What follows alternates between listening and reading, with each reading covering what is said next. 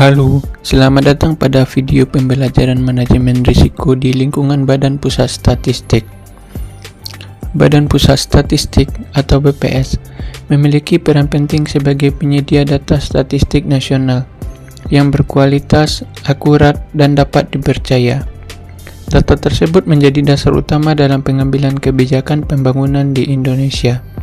Namun, dalam menjalankan tugasnya, BPS juga menghadapi berbagai risiko, mulai dari risiko kualitas data, risiko teknologi informasi, risiko sumber daya manusia, hingga risiko koordinasi antar instansi. Oleh karena itu, manajemen risiko bukan hanya kewajiban, tetapi merupakan strategi penting agar BPS dapat bekerja lebih efektif, lebih efisien, dan terus meningkatkan kualitas layanan statistik bagi masyarakat. Melalui rangkaian video ini, kita akan mempelajari manajemen risiko secara sederhana, bertahap, dan mudah dipahami. Mari kita mulai dari pertanyaan sederhana. Apa itu risiko?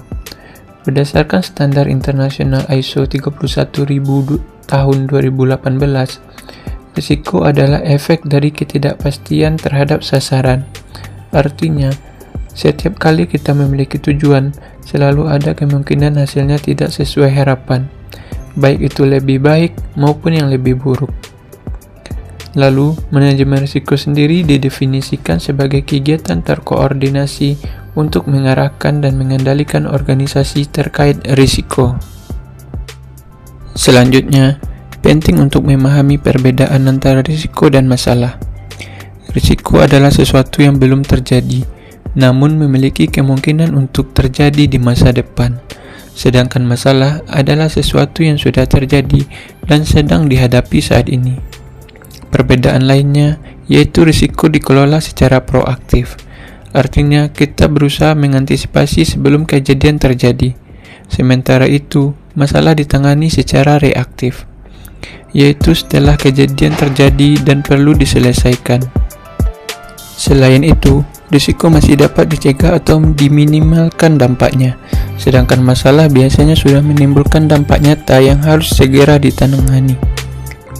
Sebagai contoh, potensi gangguan pada sistem pengelolaan data adalah risiko. Namun ketika sistem tersebut benar-benar mengalami gangguan dan data tidak dapat diproses, maka itu sudah menjadi masalah.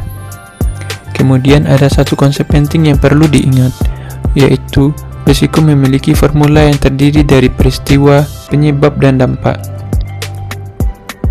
Mari kita lihat salah satu contohnya.